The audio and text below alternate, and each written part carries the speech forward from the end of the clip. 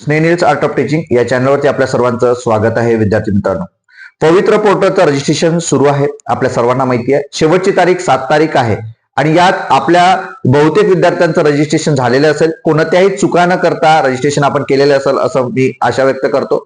विद्यार्थी मित्रांनो, जर चुका झाल्या असेल तर अनसर्टिफाईड करून तुम्ही त्या चुका दुरुस्त करू शकता. कारण ही संधी एकदाची गेली तर पुन्हा तुम्ही जर अपात्र झाले किंवा तुम्ही जर या फेरीतून बाद झाले तर तुम्हाला संधी मिळणार नाही. त्यामुळं चुका करू नका, कारण ही नोकरी जीवन मरणाचा प्रश्न आहे. कारण ही शासकीय नोकरी आपल्याला मिळणार आहे.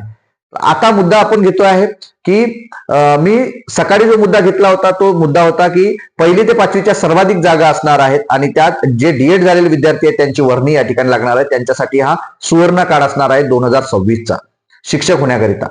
विद्यार्थी मित्रांनो, आणि कॉम्पिटिशन सुद्धा अत्यंत कमी आहे. जे पोलीस भरतीचं कॉम्पिटिशन आपण पाहत असाल तर 15,000 जागांसाठी जर 16 लाख फॉर्म येत असेल तर इथं मात्र ते कॉम्पिटिशन कमी आहे. 12,000 न 10,000 जागा असेल तर फक्त विद्यार्थी 2,11,000 विद्यार्थी जे टेट धारक आहेत तेच या ठिकाणी फॉर्म भरू शकतात किंवा अर्ज करू शकतात किंवा रजिस्ट्रेशन करू शकतात. म्हणजे कॉम्पिटिशन अत्यंत कमी आहे हे इथं दिसत आहे.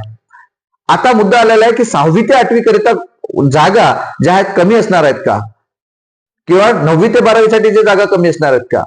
लक्षात घ्यायचं आहे, त्या ज्या जागा असणार आहेत 6वी ते 8वीच्या जागा सुद्धा सेकंडली म्हणजे 1ली ते 5वी नंतर सेकंड क्रमांकाला जागा असणार आहे.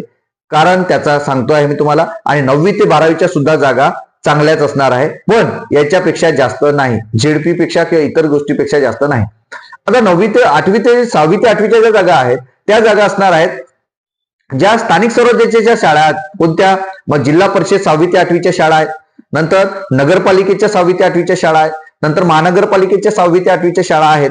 काही जिल्हा परिषदच्या 1ली पासून तर 12वीच्या शाळा सुद्धा जिल्हा परिषदच्या आहेत. या सर्वांमध्ये जर जागा येत असेल तर 6वी ते 8वीच्या जागा जास्तीत जास्त येतात आणि 6वी ते 8वीच्या सुद्धा जिल्हा परिषदच्या शाळा जास्त आहेत. फक्त प्रॉब्लेम काय असणार आहे याच्यात? माध्यम याच्यात मात्र बदल होणार आहे. उर्दू माध्यमाच्या काही जागा असतील, काही मराठी माध्यमाच्या जागा असतील, हिंदी माध्यमाच्या जागा असतील आणि इंग्रजी माध्यमाच्या जागा या ठिकाणी असणार आहेत. पण महाराष्ट्र असल्यामुळे मराठी माध्यमाच्या जागा या जास्तच असणार आहेत. मग 6वी ते 8वीचे जे विद्यार्थी आहेत, हा जो पेपर आहे हा सर्वाधिक पेपर जास्त असणार आहे आणि यात कॉम्पिटिशन जास्त असणार आहे. म्हणजे जे गुण आहेत आपले 2,11,000 जे विद्यार्थी टेट धारक आहेत त्यामध्ये ज्यांना टॉप लेवलची गुण आहेत अशा विद्यार्थ्यांना या ठिकाणी संधी मिळणार आहे. मग त्या विद्यार्थ्यांना संधी विषयानुसार मिळणार आहे. मग 6वी ते 8वी तुम्ही जे विषय टाकत आहात, आता जे काही विषय सोशल सायन्स विषय निवडला असेल तुमचा आणि तुमचं जे एज्युकेशन आहे ते एज्युकेशनची पात्रता काय असणार आहे, तर 6वी ते 8वीला जर तुम्हाला शिकवायचं असेल तर विद्यार्थी मित्रांनो पेपर 2 तुम्हाला पास असणं गरजेचं आहे. पेपर 2 पास होणं गरजेचं आहे. त्या 6वी ते 8वीचा पेपर म्हणजे सीटीटी पेपर 1, सीटीटी पेपर 2 किंवा टीईटी पेपर 2 हे जे विद्यार्थी पास असतील तेच विद्यार्थी या ठिकाणी लायबल असणार आहे, पात्र असणार आहे. मग या 2,11,000 मध्ये सर्वाधिक टक्का कोणाचा आहे, तर सर्वाधिक टक्का आहे जे टीईटी पास नाहीत, पेपर 2 पास नाहीत, याचा टक्का जास्त आहे.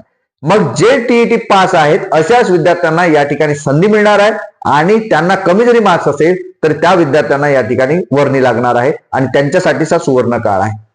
म्हणून पॅनिक होऊ नका, घाबरू नका. जरी मार्क्स कमी असले तरी पण हे करायचं, हे लक्षात घ्यायचं आहे की टीईटी पास असणारे विद्यार्थी फक्त त्या ठिकाणी पात्र असणार आहे.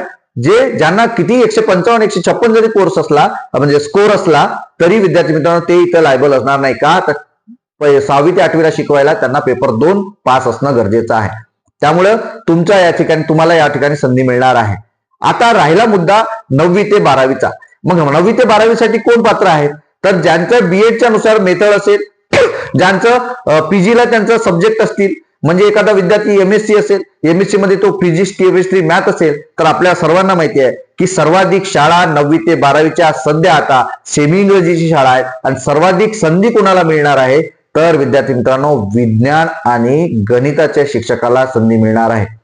तुमचं जर एमएससी झाले असेल, त्यात मॅथ असेल, सायन्स मधले तुमचे इतर विषय असतील तर त्या विद्यार्थ्यांना तुमच्या विषयानुसार संधी मिळणार आहे. मग ह्या संधी खाजगी शाळांमध्ये सर्वाधिक संधी असते. काही शाळांमध्ये सुद्धा इंटरव्ह्यू घेतला जात नाही संस्थांमध्ये, रयत शिक्षण संस्था असेल किंवा स्वामी असेल किंवा मग इतर जे काही संस्था असतील त्या संस्थांच्या माध्यमामध्ये तुम्हाला त्या ठिकाणी इंटरव्ह्यू घेण्यात आलेला नाही. तुमच्या गुणानुक्रमाने त्या ठिकाणी तुमची निवड सुद्धा झालेली आहे.